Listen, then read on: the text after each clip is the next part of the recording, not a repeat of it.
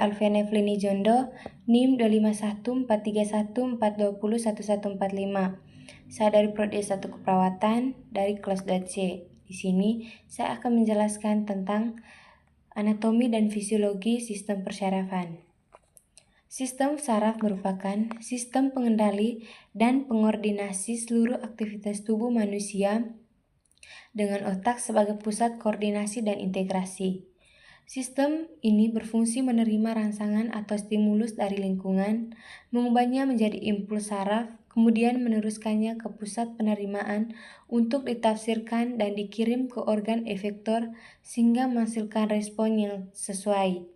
Fungsi pengendalian tubuh terutama dilakukan oleh sel saraf atau neuron yang menjadi unit fungsional sistem saraf.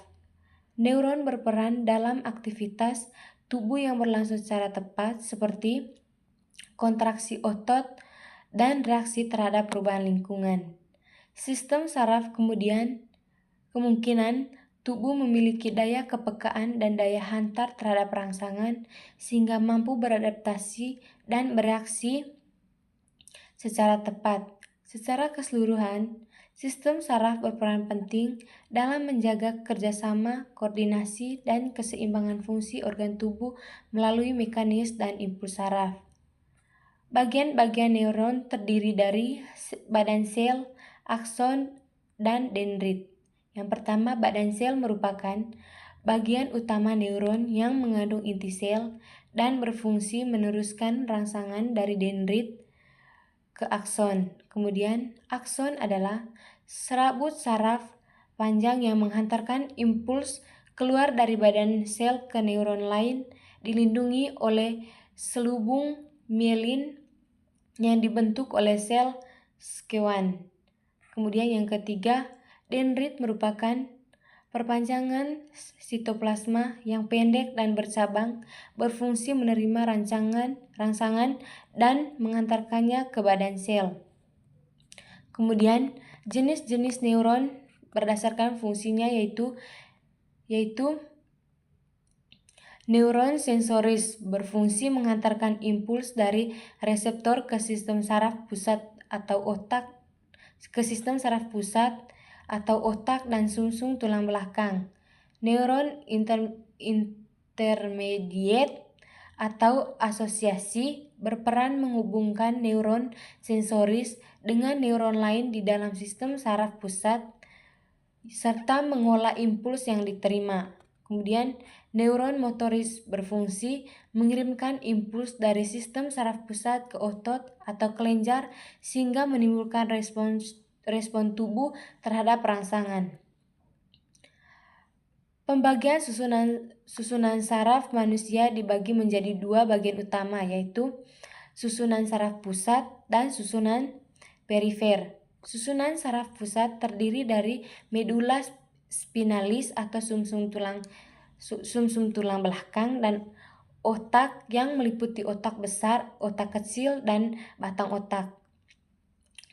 Susunan saraf perifer terbagi menjadi saraf somatik yang mengatur gerakan otot sadar dan saraf otonom yang mengendalikan kerja otot tak sadar seperti jantung dan organ dalam. Sistem saraf pusat terdiri dari otak dan sumsum tulang belakang atau medula spinalis yang terletak di rongga dorsal tubuh.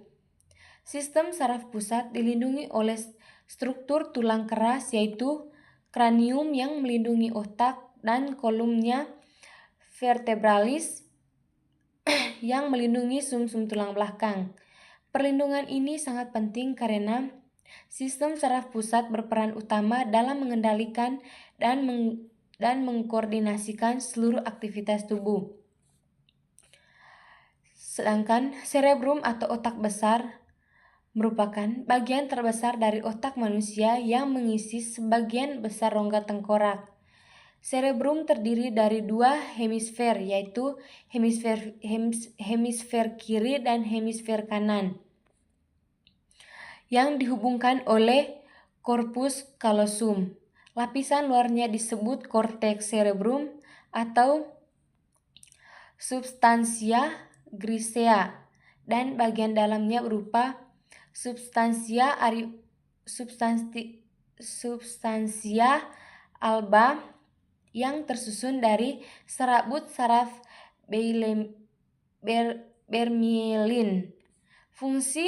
Fungsi utama cerebrum adalah sebagai pusat aktivitas mental seperti berpikir, kecerdasan, kemauan, memori, serta mengingat pengalaman masa lalu. Selain itu, cerebrum juga berperan dalam pengendalian beberapa fungsi tubuh seperti menangis, serta buang air besar dan kecil. Cerebrum dibagi menjadi 4 lobus, salah satunya lobus frontalis yang berperan dalam fungsi motorik dan aktivitas berpikir. Serta lobus yang lain yaitu berupa lobus parietalis, temporalis, dan occipitalis. Lobus parietalis berfungsi sebagai pusat penerimaan dan pengolahan rangsangan sensorik seperti sentuhan, panas, dingin, nyeri, serta kesadaran posisi tubuh. Sedangkan lobus temporalis berperan dalam pendengaran, memori, serta kemampuan berbicara dan pemahaman bahasa. Dan yang terakhir, lobus occipitalis terletak di bagian belakang cerebrum dan berfungsi sebagai pusat penglihatan dengan menerima dan mengolah rangsangan visual. Kemudian, batang otak atau brainstem. Batang otak merupakan bagian otak yang menghubungkan otak besar dengan sumsum tulang belakang dan berperan penting dalam fungsi vital tubuh. Batang otak terdiri dari diencephalon,